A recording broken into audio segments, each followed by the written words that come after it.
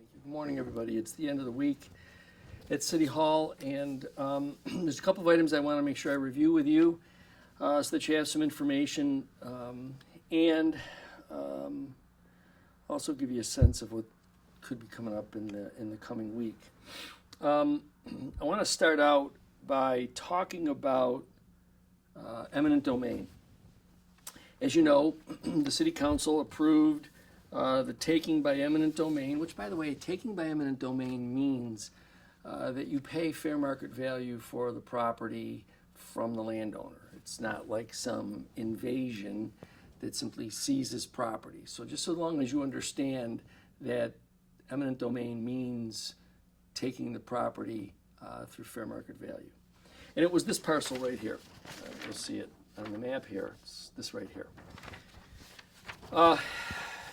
The court, in September of last year, the final decision, after several attempts by the property owner, the Milstein family, to try and stop the city from taking the property, they had successive defeats throughout the various levels of the court, and the decision made back in the spring, early summer of 2023 stood through all of that.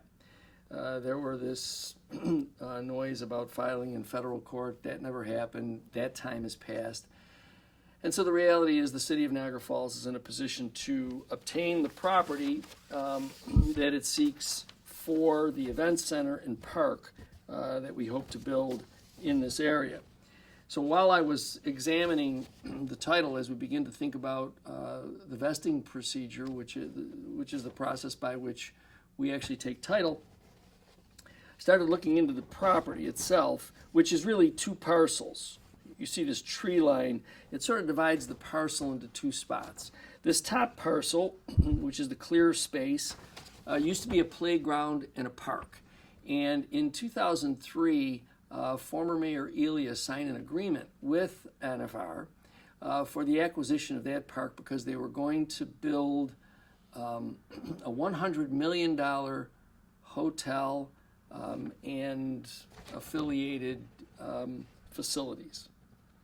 They had to commence construction by a particular date, at which time then the city would transfer the property to them for a fixed amount. The commencement of construction was to place the cinder blocks that you see, or whatever it is, over in that property now. And so then, in August of 2004, then Mayor Anello transferred the property by deed over to Niagara Falls Redevelopment. The difficulty with all of that is that before you can transfer property that was once a park and playground, you need to get state approval. It's something called a home rule request by local government to the state legislature, where the state legislature authorizes the municipality to alienate, transfer, sell, otherwise to sort of decommission a park for use as some other way. And that's because of a public policy in New York State, supporting the existence of parks and green spaces in communities. And this is something that's been long-standing. It's not brand new. I began to examine whether or not the appropriate request was made at some point prior to the transfer. I examined our council minutes, examined the other documents associated with the transfer, and I took a look at the contract that I talked about that Mayor Elia signed, former Mayor Elia signed, and it talks specifically about this task and what needs to be done. So everybody was aware of it. Everybody's eyes were wide open on what they called in the contract public land. And so then I asked our group, our lobbying group, to examine what was happening at the state legislature. Was there a home rule application made, and did the state legislature approve anything? And then obviously the last leg was to ask our lawyers, the city's lawyers, to examine whether or not that had been done as well. And in each instance, we found that none of that had been done. So essentially, when the property was deeded over in 2004, it wasn't valid. it was void. Kind of like that old story about, giving somebody a deed to the Brooklyn Bridge. There was no authority. It's not waivable. It's not one of those things that you can just say, well, as time passes, you can forget about it. No, because remember, the public policy is to make sure that the state legislature weighs in on the transfer of parkland before the parkland is transferred. So, earlier this month, we sent a letter to the attorneys for NFR telling them that the transfer in 2004 was a violation of the public trust doctrine. The public trust doctrine sort of encapsulates what we talk about, what I just talked to you about, that it requires property burdened by an obligation as a park, that it needs authorization from the state legislature before it can be transferred out for non-public use. That hadn't happened. So what does that mean? That means that while this was the subject of the eminent domain proceeding, the city actually already owns half of this. So we're already in possession of this. I doubt that NFR, that the Milstein group will voluntarily deed the property back over as they would be required by law. So we anticipate that we will simply have a state Supreme Court justice order them to do that. It seems to be the way in which they operate on all counts. The other amazing thing is we provided all of this information over to the Niagara Gazette in the first week of the new year, because we had discovered this all throughout the last few weeks of 2024. And I provided it to them. Now, whether or not it's the editor, the publisher, other writers at the Gazette, who knows why. Here we are, on the 17th, a little over a week and a half from when all of this information was given to the Gazette. And I haven't noticed an article about it. And I don't know whether you've seen one, and if you have, let me know. I'll be happy to go and read about what they said. Because I assume that there was some contact with NFR regarding the information that we provided. And the other thing that's sad is that NFR either asked them to not publish the information or in some other way interfered with you knowing what I'm telling you now in this video. That to me is kind of, I don't know, it's sort of against the whole idea of allowing people to understand and to have a full view of what's happening with their local government. I also think it's a very good story for the people here in the city of Niagara Falls to know that while we had to debate and ultimately be successful in the courtroom for the acquisition of this whole property, that we already own half of it already because it was never properly deeded over to NFR. So in many instances, we're halfway there. Now, why is that important too? I returned last evening from a meeting in Toronto with the commissioner of the Ontario Hockey League, a fine fellow. His name is Brian Crawford, new to the job, coming in August of last year. We had a great luncheon together.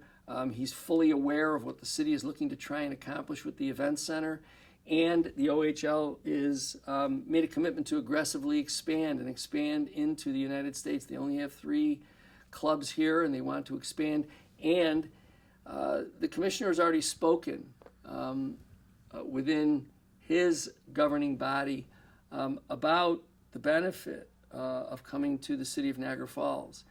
And in our conversation, they're very excited about the opportunity to bring a franchise here to the city of Niagara Falls.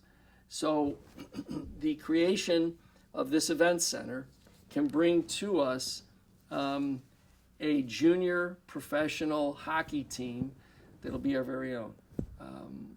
And the OHL, for those of you that may not be familiar with it, the OHL is a pretty special high brand of hockey in Canada and especially in Ontario. So we're excited about that. We know and have known for quite some time that this market is going to be a very, very hot market for us as we approach these minor sports franchises. So I'll give you more on that as it begins to unfold. Everything is really very preliminary, but it was an exciting time to talk with the commissioner, an exciting meeting, and again, I'll share more with you as we go forward on that. The other thing too, I'm hoping and I'm hopeful that at some point, the Gazette will provide, sort of an even and balanced view of this project. You would think that a community newspaper would support those things that are good for the community. Given the circumstances of this parcel, I don't know how or why the state would provide authority to put a data center right in the middle of downtown. And I can tell you that I don't see local government making that application to the state. So for all this supposed data center project can't happen.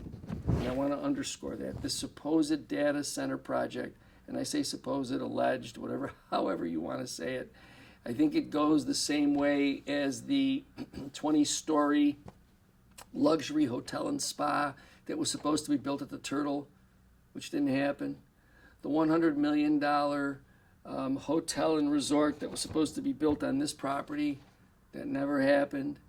And so I suspect that, following the same theme, this data center project was never going to happen. But now we can say with some clarity that not only do we think it was never going to happen, now it's impossible for it to happen because this parcel is never going to be authorized for transfer to build a data center right in downtown, right in the entertainment district. A sort of unusual request to begin with, or suggestion or plan, but now we have more clarity. So I wanted to make sure that I shared that with all of you so that as you hear or begin to see whatever you're going to see, social media and the proponents or the opponents, whether they're opponents of this administration or opponents of an event center or opponents of whatever, the people who support this project, the people who know that all of the fun that this entire community in the region had when we had our convention center can now be excited at the fact that not only do we have a clearer chance now to get through to that, but we also have the opportunity to really bring in professional sports. So, whether you're a hockey fan or not a hockey fan, the ability to have a team that you call your own and that you root for is always exciting. The LED lighting throughout the city continues, and I've had the chance to sort of go down some of the streets where it's been done, and I have to tell you that it is a significant change in the way the LED lighting lights the roadway. And please remember that as some of the lights had burnt out or gone out or however they go out when National Grid was still in charge of the lighting, they had already put in some LED lights. So you'll see some in selected spots. Once all of them are converted, I assure you're going to see a significant change in the way the street in your neighborhood is lighted. So I look forward to you experiencing the same sort of incredible change that I've been able to see as I've driven through some of the areas. Later today, we're going to recognize many of our members of the Niagara Falls Police Department for some of the great work that they've done. So often their hard work goes unnoticed. It's like anything else. They work hard every day, and they're there, and the only time that you or I may recognize them is when they're there for us. But these are men and women who work hard every day, and later today we're going to recognize their efforts, their consistency, and they work well as well with other agencies. You may have seen the reporting regarding our local police department's efforts to help the Buffalo Police Department in capturing somebody that they had been looking for. So our police, our men and women in the police department are among some of the finest, and today we will recognize them for all of their hard work. Lastly, snow came. I think it came kind of incredibly yesterday. So I want to once again caution everyone as we go through the weekend to be mindful of driving conditions. You know that winter weather can bring snap changes. A road could appear dry and not snow covered, but once the wind passes over it, it could become slippery. So you need to slow down. You need to make sure that you stop at traffic control devices. Be mindful of the fact that there are people who, for whatever reason, choose to walk in the street. Now, some of that's because our business owners are violating the ordinance and not cleaning their sidewalks. Our code enforcement and public works people will be attentive to all of that. And others, it's just simply a function of what they choose to do. So, but you need to be mindful of that, right? Because as we're driving on the road, we need to be careful. So just, again, go back to your winter driving skills, as I always say. Just be able to go slower, be mindful of all of these other things that are out on the road. Lastly, this weekend, Memorial Medical Center will be having their premier event. It is a major fundraiser for the hospital, our hospital, the only major service hospital in Niagara County. So if there's a way for you to support them, no matter how small the support may be, please remember to support our local hospital. They provide services that are not provided anywhere else across the entire spectrum throughout Niagara County. So in any way that you can support them, please make sure that you do that. We will also, obviously it's football weekend, the Bills will be hosting the Baltimore Ravens. It's expected to be a very exciting game. The weather, while perhaps cold, will be a bit dry for the game. So if you're heading out there or if you're heading over with friends to enjoy it in some place locally, again, please be careful. Please be mindful. If you're going to be involved in a party, football parties usually bring a couple of things: food, beer, and liquor, as well as a lot of cheering. If you're going to be engaged in one of those kinds of parties and you don't think that you can safely drive your vehicle home, please don't be afraid to call a cab, Uber, whatever vehicle service you can get to bring you home safely. The idea is to make sure that you cheer them on this weekend and you're around to cheer them on next weekend. So be careful, be safe out there. Let's enjoy that football game. And I look forward to talking to you again next week.